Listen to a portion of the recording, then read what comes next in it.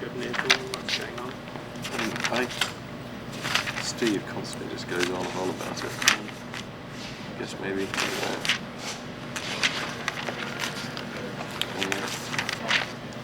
Some of these things that's just quite correctly communicating the way it ought to have been done.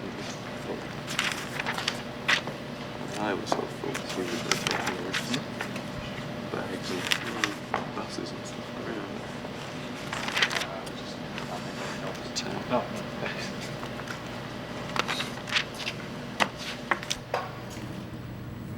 Telephone call for Clyde Brooks. Telephone call for Clyde Brooks. okay. Time to start. Okay. Let's talk about the tour first. First off, the question I'm sure a lot of people want to know is, what was the deciding factor that made you guys want to have Pink Floyd hit the road again after such a long period without touring as a band? It seemed like a good idea. We wanted to make a record. I mean, the usual thing we have done is when we make a record is that we do a tour.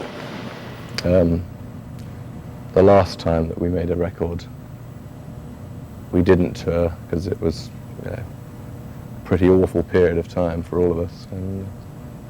But we made a record. We thought, touring, yes, sounds like fun. Yeah, I think, it's actually a very long time since we've done any proper touring, because The Wall was such a sort of static show. It was untourable. And I think it was partly just being reminded of actually touring and playing live could be fun. It sort of generated that sense of, oh yeah, yes, we should do that. I did do it. I mean, I toured as solo in 1984, and I really had a great time. I mean, it was really good fun.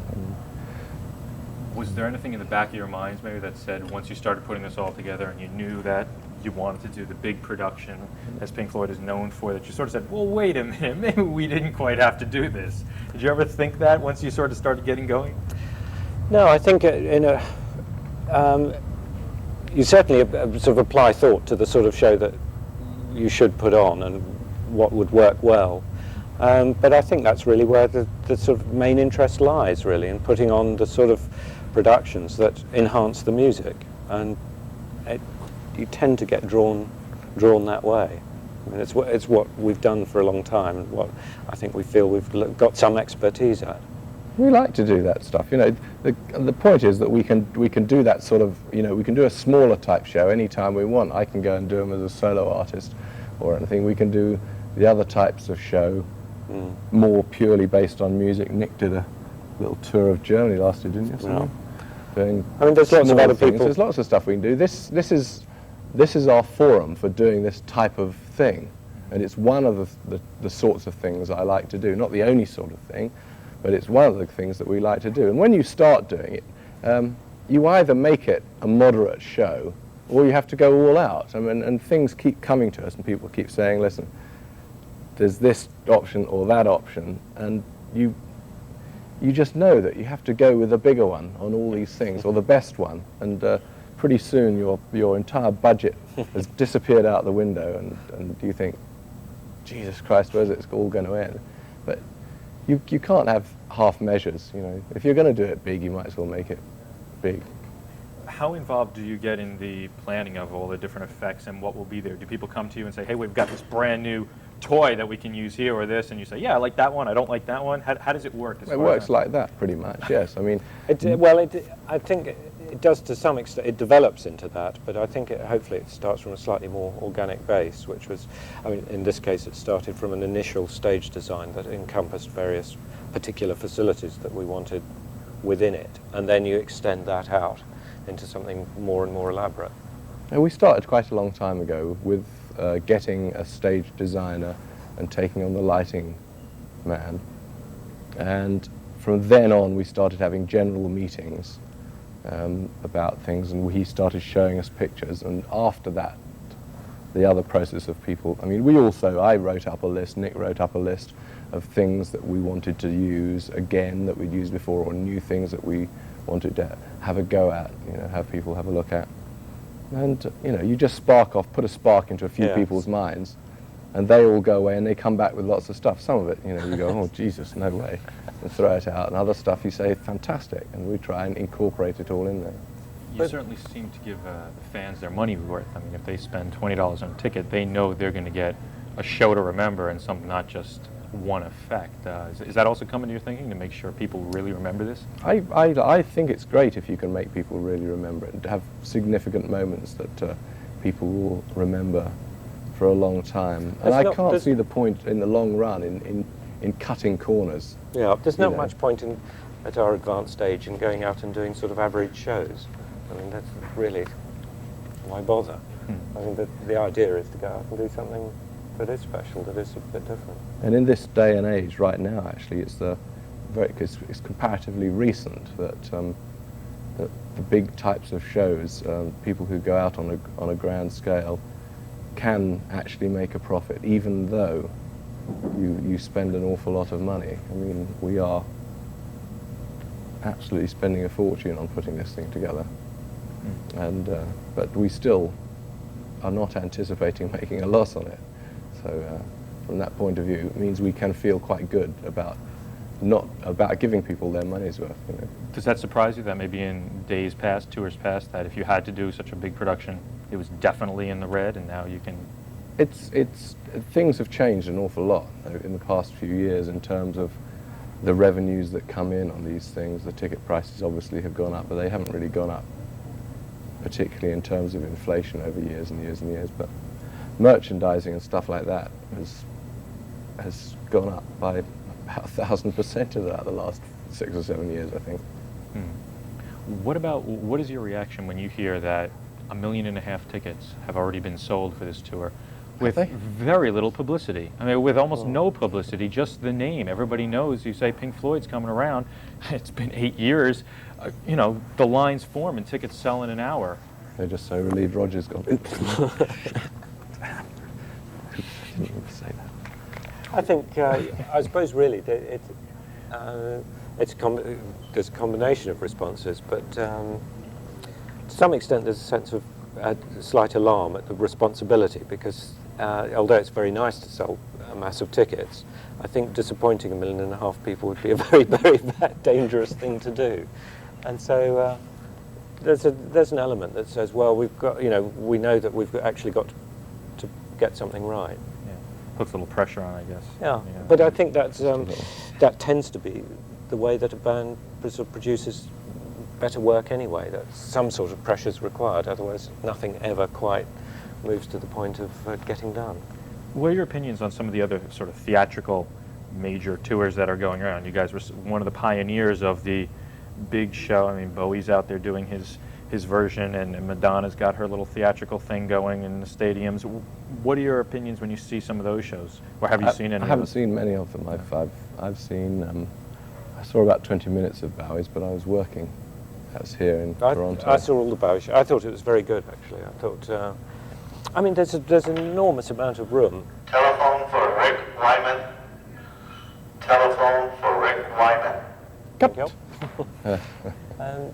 I think there's an enormous amount of room for that sort of show to be put on. I mean, there are a few artists who really are capable of sort of holding the show in their own right and just being there and doing it.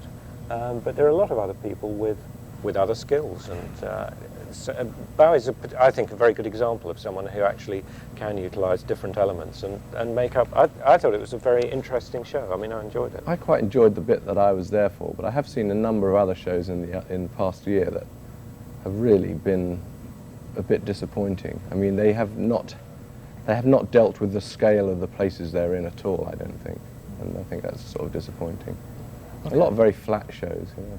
Yeah, some people seem to do what you said you shouldn't do, is cut the corners. They they go to a point and then they stop. They say, yeah, we'll be theatrical, and one dancer represents theatrical to them, and you know, you lose it when there's 70,000 people there. Yeah. Well, you know, they're very big places. You know, you can get cheaper PAs, and you can.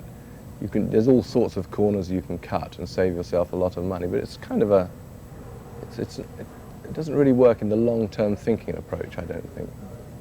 A little bit about the sound system, Jensen, PA.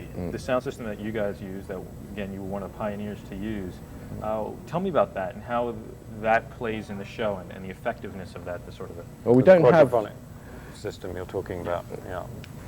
We used to have a company that we all bought a PA. We had a PA built, but we don't have that anymore. So we are actually have joined the run of the mill in terms of we are renting PAs. But I mean, ours would have been way out of date anyway by now. So these things, but we're technology's moved on an awful lot. We're utilising sort of various odd parts of the mixing console to make the quadraphonic system work. Still functions like the old system. We got yes, tons. it's exactly the same as the sort of thing we were doing 15 years ago, really, in style. I mean, it is just a quad panning system. But I think it's quite a useful device I mean, apart from the fact that it can be amusing or interesting or whatever else, it certainly helps in large stadiums to create something that's quite difficult to create, which is a sense that everyone's there to see this show. I mean, the problem with the large... To be in it. Yeah, the large arenas is that it ends up almost like a rock festival, that people are there not really because the band's playing well, they're there because it's, oh, wow, we're all here together to see the band sort of thing, and actually they're going to play Frisbee most of the time out the back. Tends to be very one-dimensional. You know, most people are quite a long way away. The stage is way down there, this little box, and you can just about see what's going on. But anything that you can do to take part of it around the people and out there, so it's becoming more three-dimensional than this thing that's over in a corner. You know, it's a great thing. What is the material that people are going to be hearing? What is the selection? A lot of new stuff, or are you going back way far? South Pacific, maybe, Sound of Music. It's about half and half. Half and half new and old. How do you select of the old stuff with so many albums out? I mean, what is your selection process for what you're going to... Well, we wrote down all the titles from all the albums that there were, that we could think of, that we could remember, and we went down the list and put ticks and crosses against them in terms of our own personal taste, and we gradually came down to a list of things. We sort of had a vague priority on having things that myself or Rick or Nick had writing credits on and stuff like that, but nothing, we haven't issued ourselves any hard and fast rules or anything. It's really pieces that are either fun to play live or that work well live. I mean, and hopefully a sort of cross-section over some of the albums. On the new album, there's a lot of studio musicians, or a lot of guys who are very known for playing studio stuff. Jane, send. You have a telephone call. Jane, send.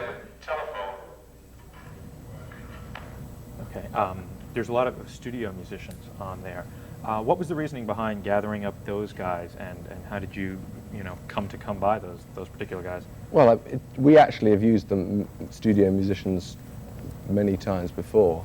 We just haven't tended to write out the full credits before. But when you want a specific job to be done, and you're in Los Angeles and Nick's in London and Rick's in Greece or whatever, you just, you get a certain person who's got a certain style that you like, and you say, right, get him in here, and he's in for 3 hours, and he plays a bit of Hammond organ or something, and off he goes again. It's, we didn't sit down and plan on getting people in. There's only like Tony Levin who's on the whole record. I think it's also quite a nice thing to do to sort of, rather than just bring in a saxophone player and get him to sort of cover every track that you've got ready for the saxophone, to sort of approach tracks in a slightly more specialised way and say, well, perhaps we'll get Scott to do this one, or perhaps we'll ask someone else to do something else, and so on. Yeah, I mean, Scott was great at doing the Dogs of War, Scott Page, but another guy we tried on that same track he was also a great saxophone player, but he was just wrong for the style of that certain thing. You have to pick and choose people that will fit what you're trying to do. And I mean, the other thing worth sort of saying is that it gives you the opportunity to do things like, for instance, if you want to run a sort of large sounding band, you can do things with 2 drummers and have one playing the time, the other playing the fills and so on.